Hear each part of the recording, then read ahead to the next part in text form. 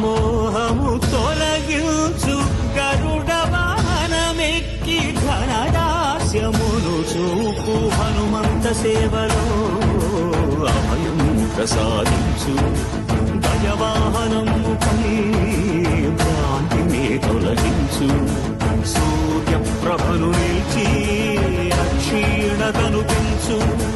శ్రీవత్సవక్షుడై ఆ చంద్రప్రభను విహరించు